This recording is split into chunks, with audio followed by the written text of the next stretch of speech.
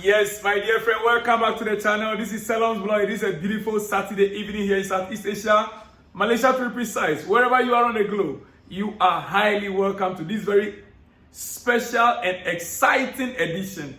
Don't go anywhere. Watch it to the end of the video. And let me hear from you in the comment section. Yes, at the end of the video, I would like to hear from you in the comment section. Tell me what you think. And hey, if you are new here, kindly subscribe to the channel, like the video, and share the video. Alright, let's get started, dear friend. It is very interesting to know coaches like Ancelotti, an old man for that matter, in the world of football. Ancelotti, whose son is also into coaching, with him at Real Madrid. The way he treats his players. Ancelotti, I just want to give you a throwback to Ancelotti asking Militao to be his assistant in a game of football. He called on a player, Militao. You remember Militao? He called on Militao to come and sit in the assistant coach position, to help him to be the assistant coach for the game. Watch that video.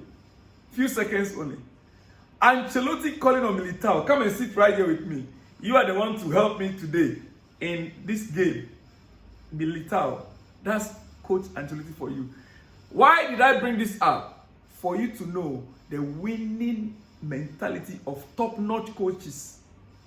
Their relationship with players. Player management. Team management. Why players are willing to die for certain coaches. Some players play for certain coaches. You see that? Why won't the player fall in love with him? And when the player is in love with the coach, you can just imagine. You might be thinking, Ancelotti is old. What does he do on a training pitch? How does he talk to the players? Yes. You see what he did? How many coaches can do that, dear friend? How many coaches can do that? All right, let's go to more substantial issues. That is just by the way. Chelsea will have to be cautious in the upcoming transfer window for the 2024-2025 season. They have made substantial losses in the past.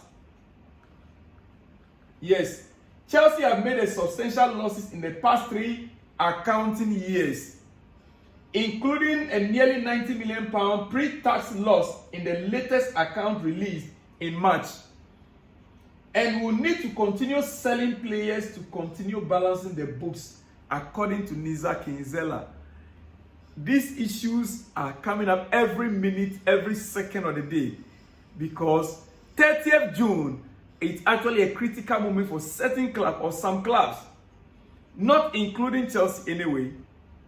As a matter of fact, the first news network that break up the matter that Chelsea will have to sell before 30th of June. And in fact, one of them is Sky Sports. Yes, Sky Sports. And thankful enough, Sky Sports came and withdrew that first statement and changed it by saying Chelsea do not need to sell before they withdrew that statement because it was an error, it was a mistake. They didn't cross-check their facts. Now, Sky Sports have withdrawn their statement saying Chelsea need to sell players this month to meet profit and sustainability rules.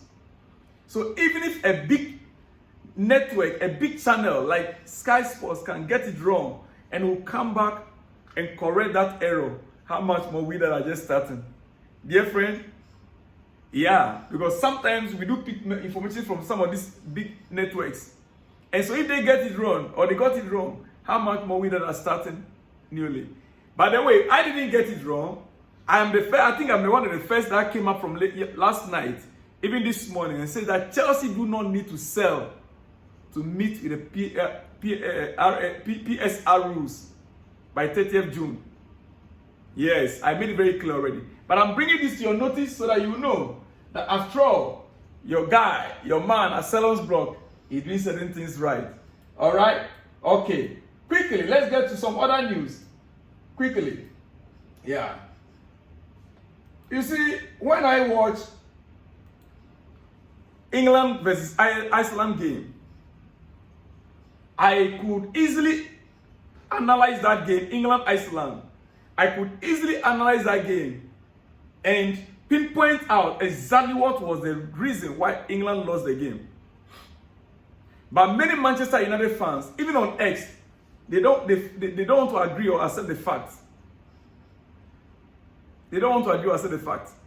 If you go back and you watch England-Iceland game last night, the whole problem came from Kobbie Mainoo. He's a young guy. He's bound to make mistakes. Even senior players do make mistakes. But he failed to cover up for Declan Rice.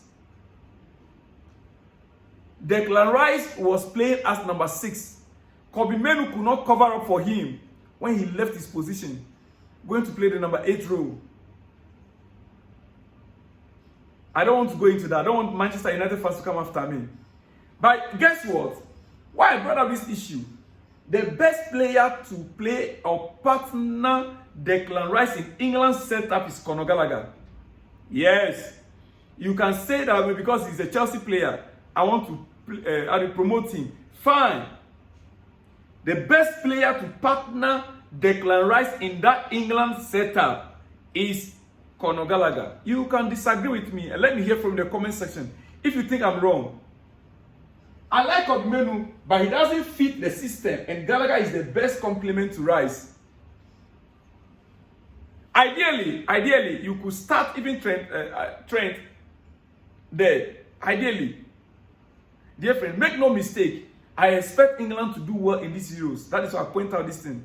Maybe if the coach is very observant, he himself should be able to know. He should be able to know. Well, now to Manchester United. I am going to be mixing it because it's already late. Manchester United want Jarrad Branthwaite. Manchester United, they want Jarrad Branthwaite, but won't overpay if Everton seek a quick deal. The Toffees are looking for a 75 million fee and will seek to sell him before June 30th. The Toffees, Everton, they are one of those clubs that need to sell before the 30th June. And Manchester United, they are in need of a centre back. And so they are looking to get Jarrad Branthwaite from them, from Everton. But the price tag for the player is £75 million, dear friend. Listen, United have a number of other centre backs on their list of targets, including Gleison Bremer and Edmond Tapsoba. But you see what? You know why I brought this up? It will interest you to note that Manchester United made a late approach. They made a late approach to try and hijack Chelsea's Tosin's deal. But Tosin kept his word to Chelsea. That is why I brought up this. Manchester United made a late approach to try to hijack Tosin from Chelsea. But Tosin kept his word. There is a reason why all this are happening. Tosin, the defender we signed yesterday, he kept his word. Even though Manchester United came in, they tried to hijack with a better deal. Tosin kept his word and says, no, I have made up my mind. I am a Chelsea from childhood. My mom is a Chelsea fan. My family, they are all Chelsea. And from Everton, from Fulham to Chelsea, I am coming to Chelsea. From Fulham to Chelsea, it's just a few meters away. A few kilometers away. I'm coming to Chelsea. He kept his word to Chelsea. Even though Manchester United came in trying to hijack the deal. Dear friend. All right. Breaking news. Raheem Sterling has told directors and owners that he is not planning to leave Chelsea. Raheem Sterling, he told the directors and the owners that he is not planning to leave Chelsea anytime soon. He says, this summer, and they shouldn't entertain any bids for him. He said they should not entertain any bids for him.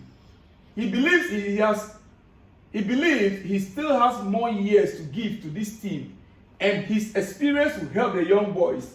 He wants to win titles and believe in the project. Let me speak now to Sterling. Sterling, you are a player, you are a senior player in Chelsea. I like you very much. Raheem Sterling, I never hate Raheem Sterling. I like him so much. He can be very, very good and clinical. He can be very, very good and clinical. The problem that most people have with Raheem Sterling, that including myself, is consistency. He is sometimes inconsistent. He can deliver today, tomorrow he's nowhere to be found. He can be in a game and he will just get lost in the game. It is that inconsistencies in games that is where some of us have problem. Yeah. So if he's going to stay like he wants to stay, he believes that he has so much to deliver to give to Chelsea Football Club and to help these young chaps. I have no problem. But he must understand the situation right now.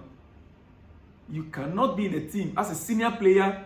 You switch yourself off sometimes you switch yourself on. Well, it is late at night and I would not like to say much. But if he believes in the project and he's not willing to go anywhere, he's still a good player. All we want is consistency from Raheem Sterling. Dear friend. All right, on a lighter note, one of our ex-coaches, Maurizio Sarri, has been speaking. Right now he's out of job actually. According to him, he received some offers from abroad, but he doesn't want to entertain those offers. He still wants to remain in Italy. And he said, leaving Chelsea has been my biggest mistake. Leaving Chelsea has been his biggest mistake. There was a good basis to stay there and continue at the club. I did a big mistake in that moment. We won the Europa League. The project was great, but I wanted to return to Italy, unfortunately. Yeah, I can remember very well. He left by himself after winning the Europa League when the season ended. He left Chelsea by himself. Now he's confirming it, that he regretted it. It was one of his biggest mistakes. You remember Sarri ball? Sarri ball. At least he used that to win the league for us that season. All right.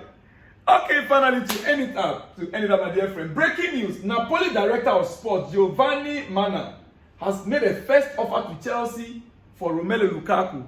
Napoli finally made a first offer to Chelsea for Romelu Lukaku, but guess what? It was a rubbish. It is a rubbish, and it is an initial fee of £12.7 million plus 2.5 million in add-ons. Just imagine. 15 million pounds for Romelu Lukaku. When you price your striker, Romelu Lukaku, 100 million pounds, 110 million pounds, you are pricing Romelu Lukaku 15 million pounds, 12.7 plus 2.5 in add-ons. Just what an insult. Are you okay? You price Victor Osimhen, 100 million pounds and over. How many goals did Victor Osimhen score this season?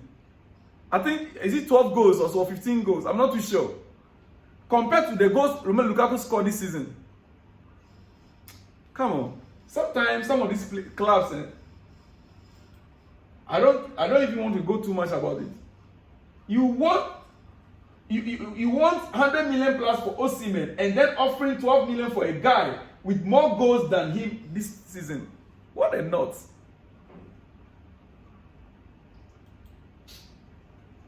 Anyway, dear friend, it is enough for tonight. Next week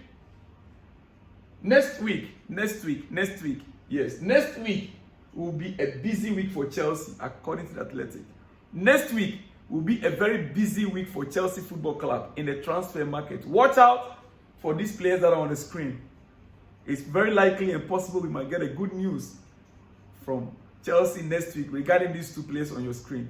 Well, let me leave you here. Like I said earlier on, please subscribe to the channel if it's your first time. Like the video and share the video. Let me hear from you in the comment section about all that I said. I will see you in the next one. You see me, dear friend. Shalom and peace.